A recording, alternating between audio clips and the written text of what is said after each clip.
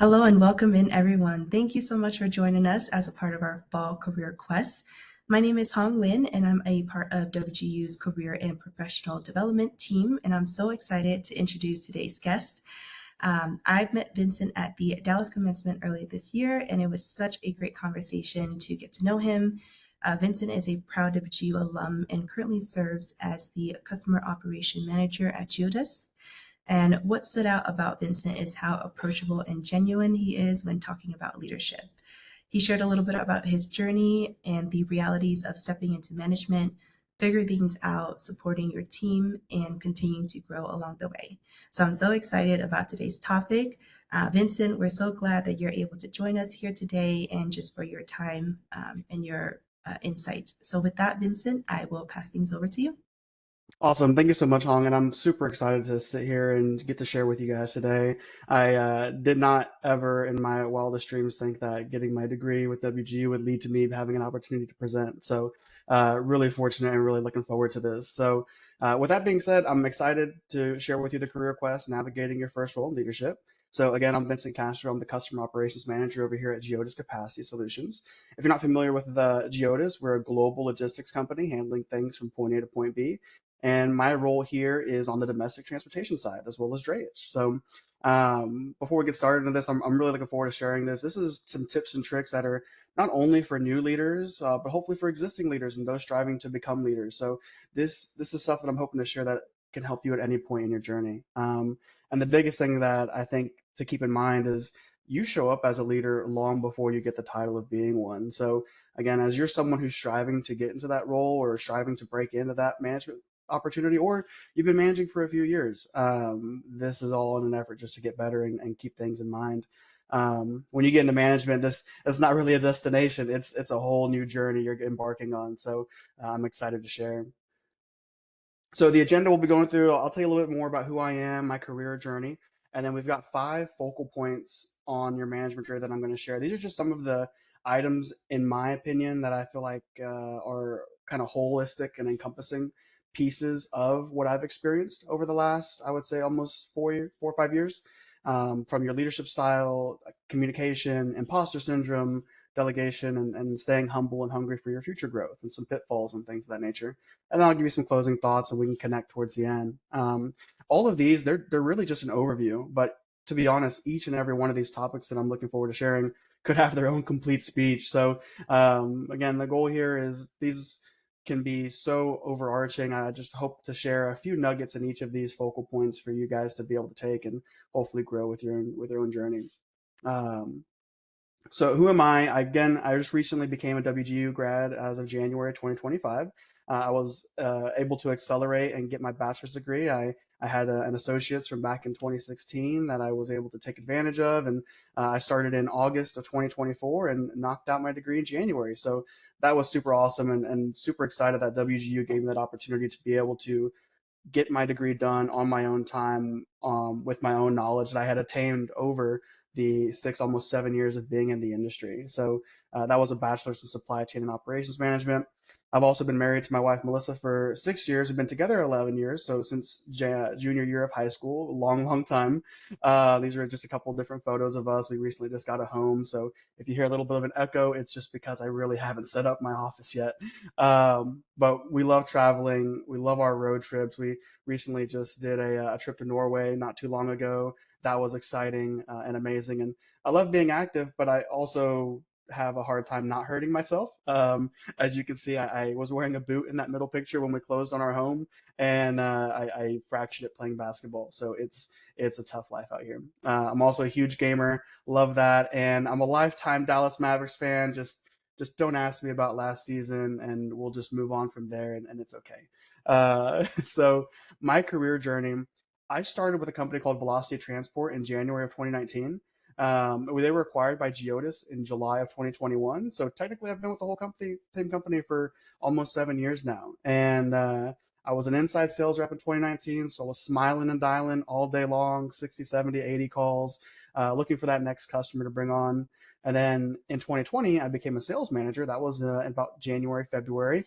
And we all remember what happened that year. And so being a first time sales manager during COVID, being a first time manager in general is a whole journey full of all kinds of stuff that you never imagine.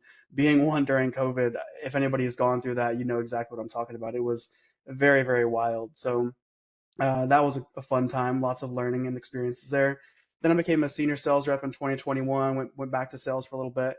And then the opportunity to become a customer operations manager opened up in January of 2022. And that's the role that I've held since then. I actually recently just got promoted to a senior customer operations manager. So super excited to share that. Originally, when I took over my first team, they were just 5 teammates, and they had just completed $6 million in revenue for 2022.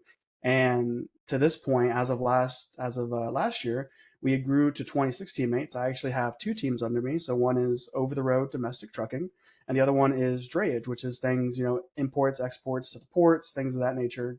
And between those 2 teams, I've got 26 teammates, still growing. 13 of those are my direct reports, including 2 that are supervisors. And last year, as I said, we completed 52 million in revenue for 2024. So lots of growth, lots of opportunities, and all the things that I'm looking forward to sharing are things that I've experienced firsthand as growth opportunities. But it's also stuff that even to this day, like some of the same things that I'll share for you, even the pitfalls, I've experienced them even just last week. So this whole thing is, you're not going to get perfect overnight when it comes to being a leader or a manager, but you just try to get a little bit better every single day. So we'll go into 5 focal points that I wanted to share with you guys. The first one is your leadership style. Why is it important? So when you're thinking about how you're coming across to your team, those that you work with, your coworkers, even people that you meet out and about, this is setting the foundation for all the interactions of the people you're working with. You are the example to your team as far as what is an acceptable leader. What are you looking for people to emulate? Because that's what they're going to do. You're going to have a teammate who wants to grow, wants to figure out, hey, how do I get to that next supervisor role, that next manager role? Well, whatever you did worked, so let me do what you're doing. And that's what you're creating for your team and those around you. That was something I had the opportunity to do with my first team, is I really got to make that culture and shape it. And then when I took my second team, they already had an existing one. And so I got to kind of mold that a little bit myself too. But your leadership style is first and foremost how you show up to those around you. A piece that I connect to that is self awareness. It's probably one of the biggest aspects of a leadership style, because it's you checking yourself in the mirror on a daily basis and saying, hey, how did I do in this interaction? How did I do with this problem? Or how could I have done better next time? Being able to be self aware and how you're coming across to people, I say, is probably some of the hardest things to do in leadership, because when you're doing it, the situations that you're kind of thinking back to maybe aren't the easiest, or maybe in the moment you're dealing with some feelings and some frustrations that afterwards you can check back and say, hey, should I really have been maybe that frustrated in that situation? You want to think about it from your teammates perspective. Would you have wanted to be communicated in this way? And if not, then it's a way to get better, and if so, then that's great, you came across great and you're helping to build into that teammate. um, Something that a mentor of mine told me many years ago that I still think about to this day is, if your team was exactly like you, how would you be feeling? And that can be good, or that can be a little worrying, right? If you look around and if you have a team of 10 and you're thinking, man, if they were all like me, this is great. Everything will be working perfectly. But there's some weeks, I'll be honest, that things are tough, and maybe I'm not bringing my best self to the table. And if they were all being like me, then okay, something would need to get worked on. And that's where you think about for yourself, okay, let me go look in the mirror and say, you know what, let me go ahead and take a quick look and see what I can do to get out of this rut that I could be in, because who knows what it's doing to my team. And then some extra tips that I mentioned. Best thing to keep in mind is to be the leader you want. I've been very fortunate over the past few years to have lots of great examples of really good leaders that helped me in my professional careers as well as my personal life. Some of them that I'm still friends with to this day. I strive to be a servant leader, but there's many different kinds. There's the coaches, there's the ones that are directing things. There's no one perfect way. It's just, what's your authentic self, and you find that out. I'll be honest. Whenever I was a sales manager in 2020, I led in a way that was very different than how I lead today, because there was an idea in my mind of what a leader should be. And when some things didn't work out the way that I wanted to, I said, you know what, when I get my next opportunity to lead, I'm going to do it a little different. I'm going to try something different. And that's what I did this go around. And it's allowed me to be more authentic. It's allowed me to have better conversations and be transparent, which are some things that I'll be covering later. A big thing that I keep in mind too, I tell my team is find your North Star. These are the values you uphold most as pillars because you're going to deal with a lot of different problems, a lot of different situations or things that you're going to wonder, hey, how do I take care of this? What's going to be the best way for me to make sure things with my business or my company are handled well, but also with my teammate, with the customer, and you're going to build your playbook over time to where you'll deal with these situations multiple times and you'll say, okay, I already know how to deal with that. This will be a piece of cake. But when you haven't dealt with something before, then it is those pillars, those values that are going to help you know, okay, I'm making the right decision. I can defend this decision based off of what I hold close to myself. And lastly, I cannot recommend this enough. Find a mentor. That doesn't have to be someone that's in your industry. It could be someone that's your boss or somewhere that is another line of business. I've been very fortunate to have different mentors within my company.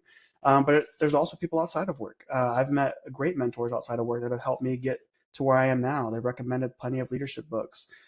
These mentors are what are going to be able to help test you and find out what your next step for growth is too, because there's a lot of stuff that even when we look in the mirror, right, we can't see what's behind us necessarily. The next point I want to talk about is transparency and effective communication.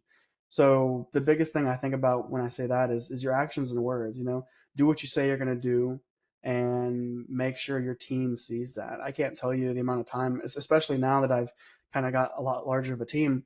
I've fallen into the same mistake of saying, hey, you know what, I'll take care of this, or hey, let me go ahead and help you with that. But then something else happens, the next fire happens, or the next project occurs, and by the time I'm realizing I completely missed the deadline for that, or I completely missed helping that person out with it. So that's kind of hurting the trust that I've made with that teammate. So just make sure first and foremost, do what you say, or make sure that if you aren't able to do it in that moment, you're explaining that to that person. Being able to clearly communicate and say, hey, you know what, I can't do this right now, but I can get to it later. Or, you know what, I might not be the best resource for that, but I can connect you to someone that can. That has paid so many dividends with my team.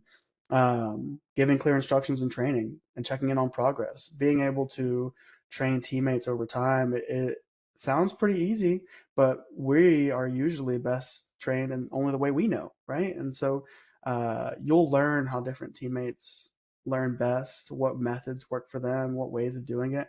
But just check in. There's nothing wrong with continuing to check in and trying to help them be better.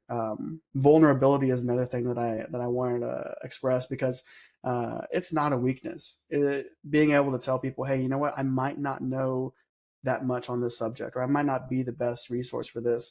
That's not a weakness at all. You're just saying, hey, this is a spot for both of us to grow in, and let's figure out how we can get there. I will say you definitely want to be careful with how vulnerable you are, depending on what kind of a level you're talking to. Maybe you can be a little more direct or transparent with your direct boss, but maybe not as much with your newest teammate, right?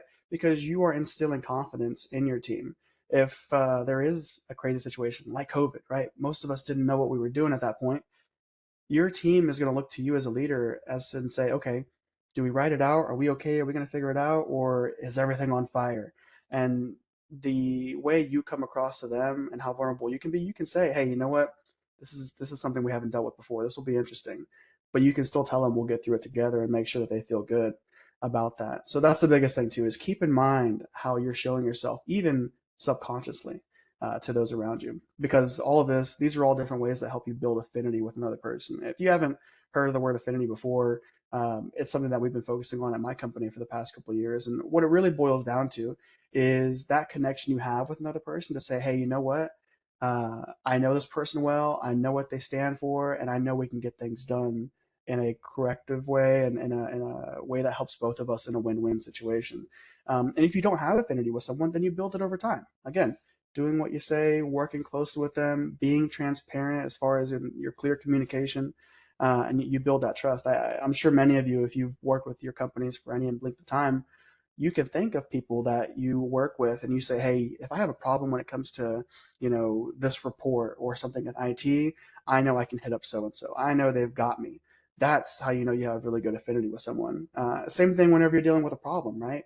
There's some coworkers of mine that handle other teams, and there's a lot of times our teams might kind of clash a little bit, but I know that this person who's a leader, we share the same values. We both want success. So even though our teams might be having to hash something out and we have to step in, we know we can do something that's a win-win for both of us.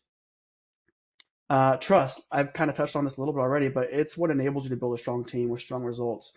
When you have trust with teammates, they're not worried, and you're not worried, right, about how they're coming across or their work ethic or how things are going. You know they can get stuff done, and that's stuff that can only be built over time. When there's a lot going on at once, you know who you can delegate to by who you have that trust and affinity with. So, um, building that over time, knowing who your right and your left hands are, is a big piece to this trust and communication. Building trust, it also allows you to relax if you're out of office. Like I mentioned, we did a Norway trip. We just got back from Mexico a few weeks ago. Knowing that I had really good teammates that I've empowered over the years and I've given them opportunities to grow, I knew I could take these extended periods of PTO, and I wasn't really worried. At the end of the day, there were some things that they maybe could have tackled differently, but they still got it done. It was taken care of, and you know what? It gave me an opportunity to identify areas for them to go ahead and grow next time I got back, and I can say, hey, you took care of this as best you could. Let's go ahead and work on this or think about it differently for the next time. And the biggest thing too is trust. It takes time to build, like I said, but it can be crushed instantly. I'm sure many of us can think of family or friends or coworkers where maybe we had a really good relationship for many years, but something maybe broke it, and it was really hard to build that back. You know, I think of the analogy: you can put a hole into a fence. You know, when you're angry, and you can take the nail out when you're done, and you can try to patch it, but the hole's still there, the outline is still there. And that's the same thing with your team. All of these things that you're doing, ultimately, it kind of boils down to deposits and withdrawals. So all the opportunities you're working with your team, the things you help them with, you're depositing things into a kind of an imaginary bank account with them, so to speak, where everything you do is saying, okay, I'm increasing my value with them. I'm increasing the amount of work we've done, the amount of experiences we've got. And those deposits, they can be in the cent range, right? 60 cents, 3 cents. But you build on that over time and you can get that better with them. And eventually, whenever you're wrong, you're gonna have to make a withdrawal, and the ease of that withdrawal, those are usually in the dollar range, or it could be more. Because I've been very yeah, I've had to have conversations with teammates after I've dealt something wrong and say, hey, I'm so sorry with how that went. You know, let me help me make this better. But you think about that over time, and that's really what this all boils down to: is you're building these deposits, you're building this trust, this safe with them that it allows you to fall back on, especially when things are tough, or especially when you're trying to figure out who you can trust. So that's on that topic. The next piece, this is one of my, I feel like, favorite topics because it's the most prevalent for myself. It's something that even today I still fight every day about it. So what is imposter syndrome? This is that feeling you get when you think you don't belong and you're only one problem away from people finding out. It's a voice inside your head telling you you're way out of your league, and this happens honestly to the newest person and the most experienced person. I haven't found anybody who can truly say this hasn't happened to them, and it's normal. So if someone tells you they've never experienced it, I would be very, very, very surprised. But it's good to feel it, because what that means is you're taking pride in the work you're doing and how you're showing up to those around you and how you want to be viewed. So it's not because you shouldn't fit in, but it's because you are so proud of where you are. You want to make sure you're doing the best for those around you. So don't look at imposter syndrome maybe as a weakness, but as something that is fueling you because of the way that you're holding yourself. And here's some tips on how to fight that, right? Acknowledge that you're feeling it. Accept, hey, you know what? I'm feeling this. Let me think about why it is. It could be just because there's a little bit of a particular subject. Maybe you don't know everything about it, um, but you do know something, and so you can rest on that and say, hey, you know, I might not know everything. I might not be a subject matter expert on this, but I do have familiarity and I do trust my experiences. And hey, if you need to learn more, then there's nothing wrong with you going and learning more. I can't tell you how much I had to learn when I took on a drayage team that I had never ran before. I had never touched import, exports, things of that nature. But I leaned on my team. I was transparent with them, and they've helped me learn over time based on the managing and taking on the operations. And at the end of the day, the biggest thing you want to remember is whoever put you in this opportunity to lead and manage believes in you. So rest on that. They wouldn't put you in something if you weren't ready for it. If you hadn't already shown all of the different aspects and the abilities in your current job, whether that's an individual contributor or whatever it is, keep that in mind. So whenever that imposter syndrome feeling comes in, even today, right? I'm thinking about, wow, I have an opportunity to speak to you guys and share my own knowledge. Do I really know everything? Not at all. I get it wrong still more times than not. But I know that there is a reason that I get to share this and I've got the experiences. And so think about that for yourself. Anything that you've got going on, there's somebody there rooting for you. Delegating for growth. This is, I think, one of the hardest things, especially as a new leader, that I had to learn because when I came from being someone who was an individual contributor, I was making my sales, I was handling our orders myself, I was on top of it, and I knew that my expectations for service, I knew made customers happy. The biggest thing with delegation is this is a key point for us to push things, not push them necessarily, but put things on other teammates as a tool for them to grow so that we can focus on where we're most impactful. As you become a manager, you're going to get thrown into all kinds of projects, escalations. Those are what need our attention, but we can't do that effectively if we're the ones still trying to manage everything on a tactical level, making sure that this one particular order is handled correctly or this one particular thing with a training is done. We've got to be able to empower our teammates and give them an opportunity to take that from us and for them to grow, right?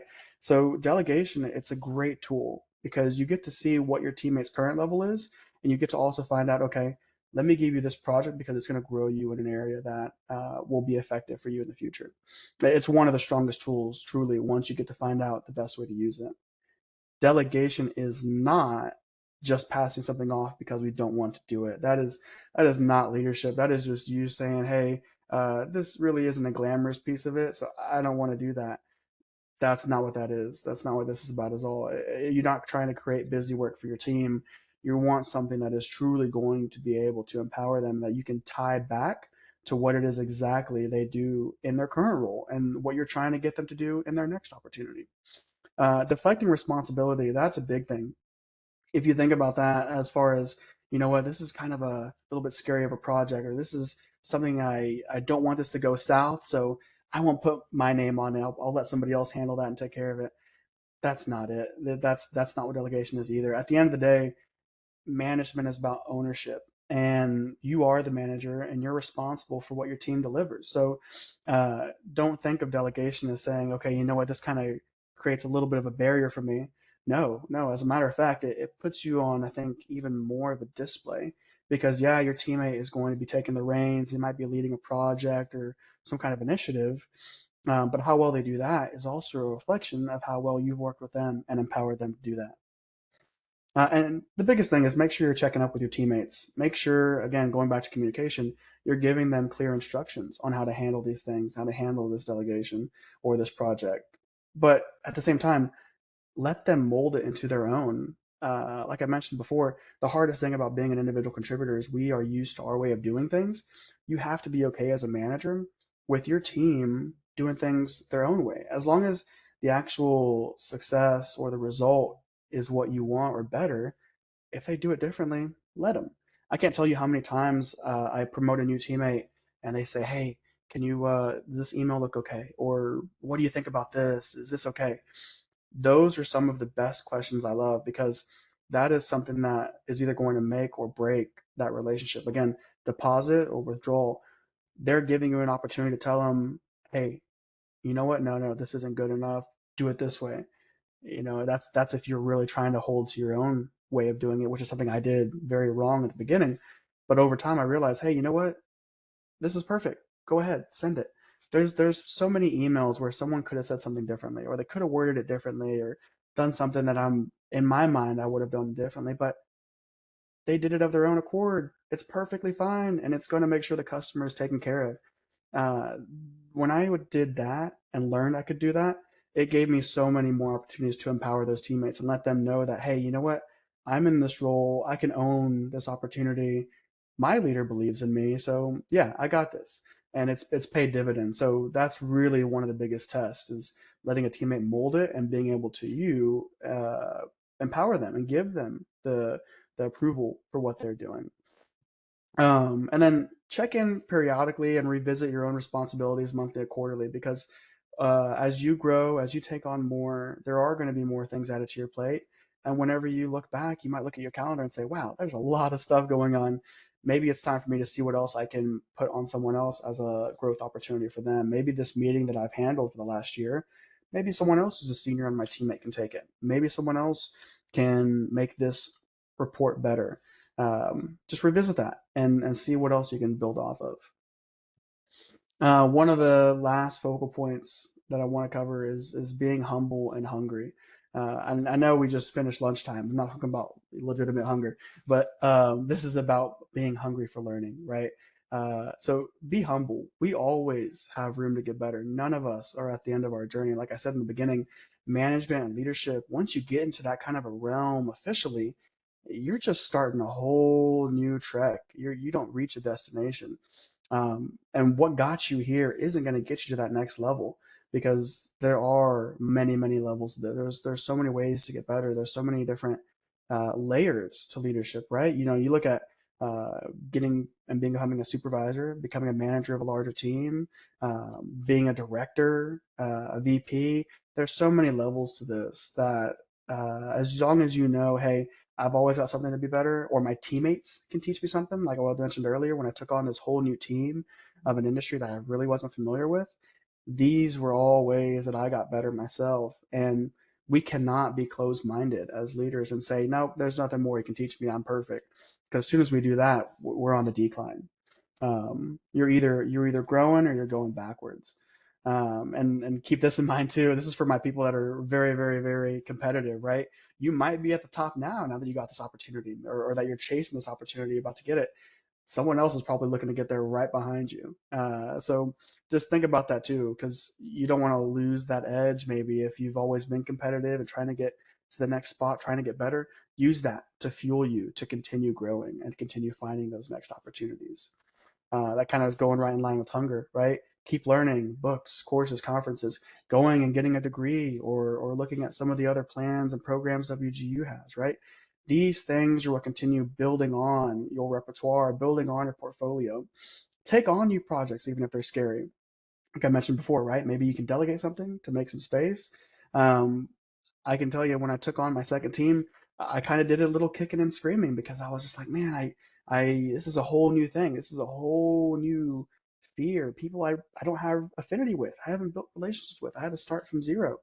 But you know what? It has proven over the last year and a half that I've gotten so many more skills. I've been able to make so many more deeper connections, build a whole new team, and empower the ones that are still there to become even better. And the second thing I said, the last thing I mentioned on this one is be the person to speak up. You never know who might be watching. That goes back with the affinity thing, right? There's so many trainings I do just within my company. I can't tell you how many times someone does a call or they do a training and they ask, okay, who wants to share your thoughts, or who wants to go ahead and uh, give us a first example? And it's crickets. It's crickets, and someone's just waiting there awkwardly for a good 30 seconds. Be that person. Go ahead and speak up. Be that person that's supporting somebody, right? Be the person to raise your hand, even if you're scared. I know this might sound like a shock.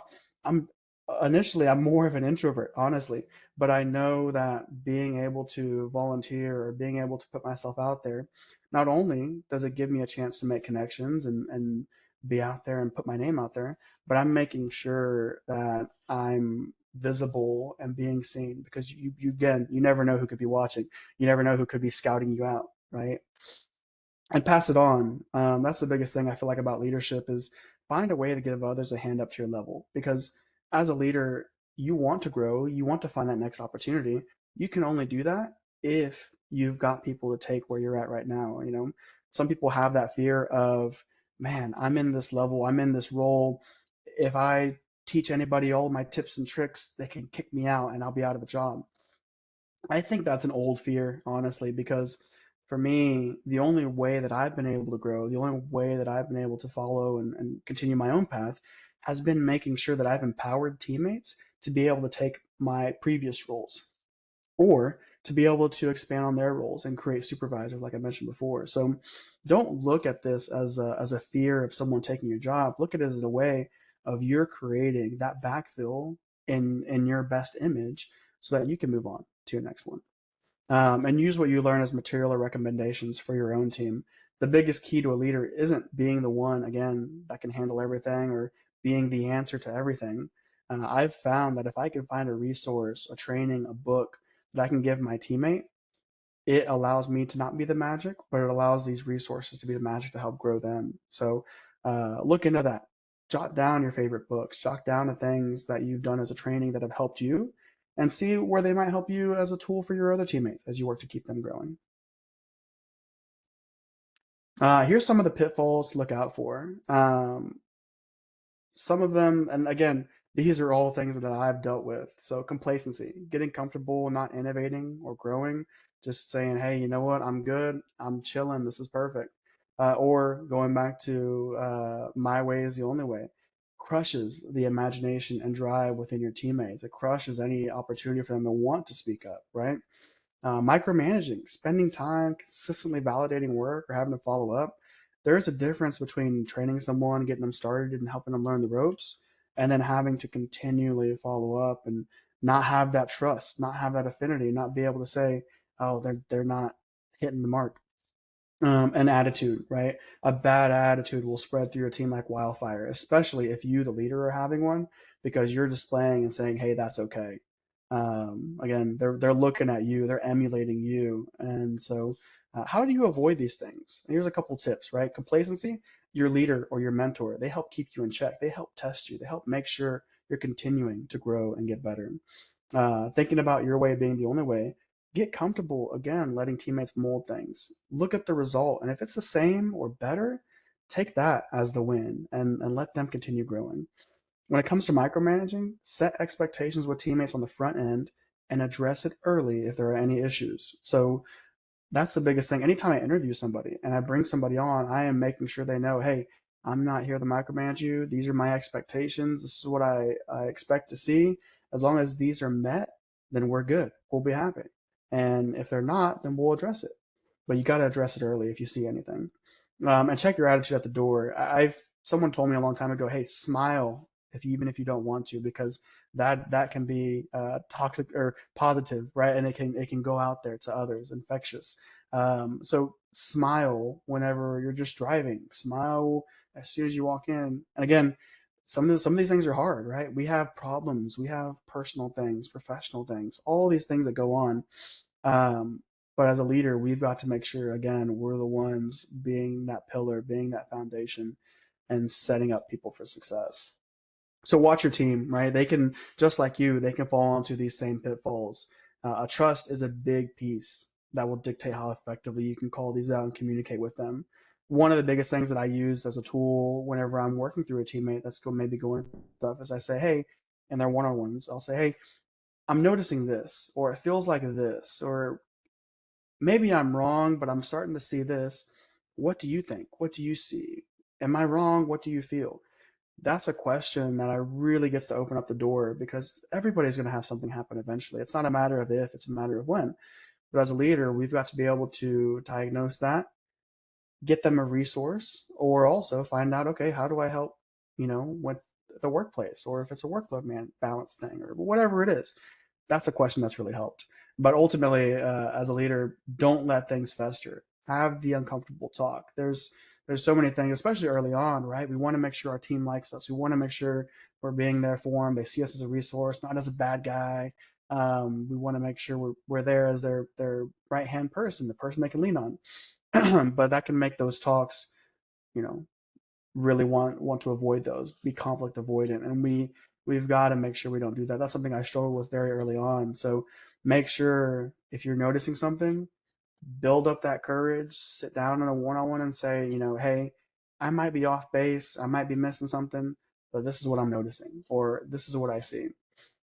ultimately you want to make sure your teammates are set up for success. So just talk through them through the issues you're seeing immediately and make sure they know you're seeing it. And as long as you communicate that to them, then you can know that you've addressed it too and feel confident in yourself. As I mentioned before, there's no perfect way to lead. Over time, you're going to build your playbook. Same thing with your own team of what did or didn't work. And that's how you'll build your confidence and you'll feel even better. There's going to be always new situations. Follow your North Star. And at the end of the day, you're either going to be right or you'll learn a new lesson. So here's some of my last closing thoughts that I got for you. Leadership, it isn't easy, but anything worthwhile that you do, uh, it's not easy, right? You want something that's going to help you grow. You want something that's going to help you get better. And you want something that's going to give you a chance to go ahead and find that next step. So we don't ask for easy, but we ask for worth it. And remember, there's a lot of times your personal wins, they might not stack up as quickly as you were as an individual contributor. So celebrate your team's wins because the wins that they create are because of the way you've been working with them, the way you've been empowering them, and the way you've been growing them. We can only ask to be better today than we were yesterday, even if that's by 1%, right? You've all might have heard the adage, you get 1% better every day, you're 365% better, right? So make sure you're just keeping that in mind. Think back, look in the mirror. How did I do yesterday? What could I have done differently in this situation now that maybe some of the emotions are gone? Um, and rest assured, you are going to be right more often than you're going to be wrong. Sorry, more often than you're right, and that's okay. Just keep in mind that leadership is a marathon that you're just trying to get better at every single day. These are the things that I've kept in my own mind that have helped me to make sure, okay, you know what? I'm making good progress. I'm doing great. I'm the leader that I would want to be for those around me, and I'm doing the best that I can.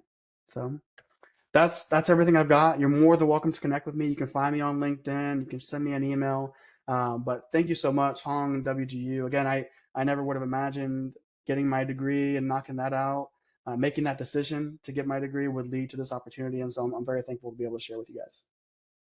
Thank you so much, Vincent. That was such great insight. A lot of good golden nuggets in there about leadership, about reflecting, about empathy as well. So thank you so much for your time. We'll go ahead and transition now to some Q&A. So if you have any questions, please feel free to drop them in the chat. And then we do ask that you focus on questions that are related to today's topic and make sure that they are beneficial to the entire group, making sure that they're not too specific or personal, and then we'll get those questions facilitated out. If you do think of something later on, you're also more than welcome to reach out to Vincent or email us, and we'll make sure to get you an answer as well. Let's see, I think we had one here from Christina. How do you strike that balance with vulnerability? I think going back to kind of what you mentioned about being confident, but then also being honest. Yeah, no, that's a great question, Christina. That one, again, that's something that I still haven't gotten right because I try to be more empathetic, right? I want to make sure my teammates know, hey, I see you, I hear what's going on. Same thing with me. Hey, I'm taking care of my own things, right? But it can be a little tough. I think over time, you've got relationships you'll build. You've got teammates, you know, if they're a new hire, you might not let them know everything off the bat as you build your relationships though. Like I've got teammates I've had for the last 4 or 5 years, and we can talk about deeper topics. We can have those deeper conversations. We've built trust, right? We've built that affinity. So those conversations aren't uncomfortable. I think the biggest thing though is you want to make sure that you invite them to share maybe before you get into sharing and allow that bridge to be created by them initiating it. And then you help making sure that that's okay. And you create kind of that level of vulnerability. I will say there can be a little bit too much, not necessarily from a leader side, but maybe from a teammate side, because maybe they see you as someone they can share everything with, and that can take a toll on you too, especially if you're a really sympathetic or empathetic person. So keep that in mind as well, right? There's sometimes that I'll work with a teammate, and I'm like, you know what, that's a lot. I'm so sorry you're having to go through that. Let me help you get some other resources. That's not just me. That's a big thing too. Yep, yep. Those are great insights. And like you mentioned earlier, too, just knowing that you're not going to get it right every time, or being able to take a look and say, okay, how could I do something better next time? So thanks, Vincent. Here's another one from Daryl. Looks like he's been reflecting, spent 20 years and realized that what he was doing was leadership tasks, but never actually called a leader. Was doing the new hire training, dealing with vendor reps, helping people figure out company culture, but nobody labeled it as leadership. Um, so let's see. Question here is, how do you make that jump from leadership stuff to actually being recognized as a leader? And does the whole vulnerable posting on LinkedIn actually work for showing leadership when you don't have the title yet? I'm curious if decision makers actually pay attention to these kinds of authentic posts, or if they just want to see manager or director somewhere on your resume. Yeah, no, I think that's a great thought process, Daryl, and I know you've got plenty of experience, it sounds like, so you've probably seen all kinds of things. I think, like I mentioned earlier, you're showing up as a leader long before you get that title. And so all those different things, yeah, that's part of your repertoire. That's part of all the things you've been doing to train and lead and develop others. I would say that when it comes to the posting and the vulnerability, I think, yeah, there's definitely people out there that are going to look at a title and look at that kind of resume, but there's definitely the people that look at these other pieces and they identify that and they say, hey, you know what, I appreciate that, I see that. So I would say, even though it may not feel like it in the moment, there is somebody out there, like I mentioned, they're watching, they're going to see it, and the right person will see it eventually. The right person will be part of your network, or you'll get the right leader who will say, no, I see what you're doing and I recognize that. So I don't think it's something that maybe you can easily see or force, but at the end of the day, as long as you feel strongly in what you're putting out there and your authentic self, and you can confidently display that message, I think that's the biggest thing. So don't necessarily look for that maybe external validation of someone, saying, yeah, good stuff, but take that for yourself. Is that what you would want to hear? If you can say yes, I think that's perfect. hmm That's great. And just to echo on that as well, you'll want you'll want the people who resonate with your message to respond and to kind of engage with that. So you wouldn't want to craft it just for the general public. Whatever response you get will be from people who see your story, see the value that you bring, and that'll get you connected as well. So, next one here from Vanessa: how do you balance family and the demands of leadership? I don't even think I figured that out yet, to be honest. I'm very, very, very lucky to have such an amazing wife who helps me out and allows me to, take care of work even when we're packing and moving and all kinds of stuff. It's tough, right? I think the biggest thing is communicating, trying to set boundaries when you can, but at the same time letting them know, hey, you know what? Let me take care of this real quick. I'll be right back. Or I've got to go ahead and knock this out, but as soon as this is over, it'll be good. Or again, you go to your other teammates, right? You delegate to them and say, hey, I had to do this just this weekend. I had this emergency opportunity helping out one of our internal teams, and they came to me because they trusted me. We have affinity, but I'm moving. I'm driving a U-Haul. I'm not going to be able to sit here and help you out with that thing. I've got to take care of what we're doing with my family. And so I looked at my team, and I know there's people who are wanting that next opportunity. They want to grow. They want to find that chance to shine. So I said, hey, so and so, can you jump in on this? Can you run with this? It's basically set up, but I need you to be on top of it because I know how that person delivers. I know how she comes across, and I know she can take care of it. And she ran with it. She did great, did better than I would have done. It's perfect. So I think you have to look at your resources, and see what you can use and delegate whenever you've got some things that come up. But you also have to communicate with the family, and hopefully they can understand and see what you're doing to create what you've got for them. So I've been very, very fortunate with that. That's awesome. And then just a comment from Michael here was wondering something similar. Management has always seemed like it'd be so much uh, demand more of your attention and thought after work. And I think Vincent kind of touched on this going into management change your work-life balance. He kind of shared a little bit about that. So next question here. Do you have experience with being a leader for your team when your own leader has a different leadership style? If so, how do you handle conflicting leadership styles within the same org and still be a good leader for your team? Very good question. Yes, no, 100%. I mean, if we were all the same, there would never be any testing. There would never be any conflict or some pushback on ideas and growth. So no, we definitely can have different leadership styles. I think the biggest thing is what's helped me is sitting down with my leader, especially if we're going through a conflict or we're having to find out a problem that we have differing views on. I can sit down with them and I can trust and say, hey, this is what I'm feeling, or this is what I'm seeing, or hey, even from their side, I'm getting this from you. very fortunate that a lot of the leaders I've had have been receptive and been self-aware, and they can say, I didn't know that. I didn't know that's how I was coming across. Thank you for that feedback. It is very, very scary. It is very, very hard, especially if you've never worked with someone who's got a director title or a VP or things like that.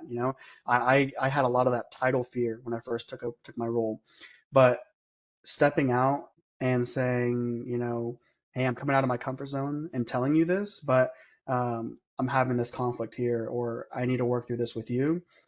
I feel like if you can do that and you get to that spot, that is like an explosion of affinity that you can build with that person, because you've gained a whole different level of trust and a whole different level of communication. And I would say that when you do that with them, that is also you opening up the door with them to do it with you, because you're trying to get better. So just remember, you can try to get them with some of that feedback and let them know, hey, I work better this way, but allow them to be able to share that with you on how you can get better too. So yeah, I think you're definitely going to have conflicting viewpoints, different styles, but that's what ultimately lets the organization get better. You don't get better and grow by having the same mind everywhere. Yep, yep, fantastic. Thank you, Vincent. Next one here. Have you had to balance the challenges of managing up amidst the imposter syndrome? What would you say was the most helpful in those situations? Yeah, no, I I was the youngest manager. I think I still am the youngest manager.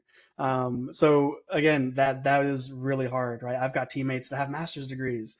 I've got teammates that got multiple master's degrees. And so yes, I've felt that so much. So I think the biggest thing is again, like I mentioned before, you're in your role for a reason. You've got these abilities that, they might have also applied for that same role you've got, and for some reason they've still got areas to grow. So the biggest thing isn't, looking back and saying, man, they have so much more uh, experience or so much more under their portfolio than I do. What you've got to look at is say, hey, I know that I made the impact, or I've got the background that got me here. So you know what? No, I am confident in my role because I've gotten here. I've been able to make this happen. I've gotten this promotion fair and square, but let me look at what this person's got and see how I can help them get better, right? Those can be very, very, very challenging, especially if it's someone you haven't built a relationship with yet. But be intentional, build that over time, and just remember, you're in your role for a reason. None of us get these opportunities as give me's. Businesses don't have a chance to just promote people and let them just because they want to. It's because they saw what they needed for that role, and keep that in mind. But also think about, okay, let me see how we can bridge the gap between what they've got and what you've got. Give them that hand up. Awesome. Thank you, Cooper, for that question. And thank you, Vincent. We'll just give another minute here for any questions. I did drop our feedback survey in the chat, and it's just 2 questions. So if you can go ahead and fill that out for us, that'd be fantastic. Vincent, I also dropped your LinkedIn in there as well. So folks, you're more than welcome to connect with Vincent here via LinkedIn. And while we are giving some time for questions, just a quick reminder, this is recorded, so we'll make sure to send that recording out as well. If you have a question later on, you can always message Vincent on LinkedIn or email us, and we'll make sure to send that out.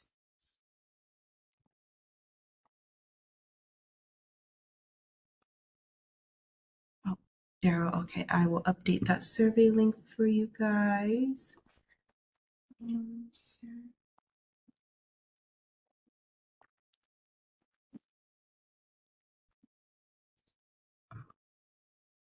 I'll drop that new survey link here shortly. Let me know if that does not work. We got some good comments here. Great presentation, great topic. WGU graduates are the best. I agree. I don't think there's any bias there at all. Not at all. Not at all. Thanks, Vanessa. I appreciate it. And thanks everybody for joining. Thanks for everybody for taking the time out of your day. I hope this was worthwhile, and I hope you get to use some of these in your day to day. Again, whether you're a leader right now or you're growing to that opportunity, I wish you guys all the best of luck. This was fantastic. I know I learned a lot. You shared a lot of good nuggets just as reminders. And I think your experience in leadership made it very human, made it very relatable, and just gave practical insights on you were chosen for a reason. And even though there's areas for you to grow, there's also areas that you bring uniqueness to. So we'll go ahead and wrap up today's session. Thank you all so much for joining and for engaging in the chat and for all the thoughtful questions. Look out for that follow-up email with the recording and that survey. We greatly appreciate your feedback. So if you could take a minute to fill that out, that would be fantastic. You can also catch this recording on our YouTube channel and continue to register for upcoming Fall Career Quest sessions. And of course, we like to extend a special WGU thank you to you, Vincent, for your time, for sharing your story and your leadership journey with the WGU community. Lots of thank yous in the chat. So I know your insights today had made such a tremendous impact. Your approachability, style, and real world experience are such a gift to our students and alumni. And we're so grateful that you took the time to be with us today. Thank you again, everyone, for joining us. And we look forward to seeing you at another Quest session soon. Have a great rest of your week, everyone. Take care. Have a great one. Thank you.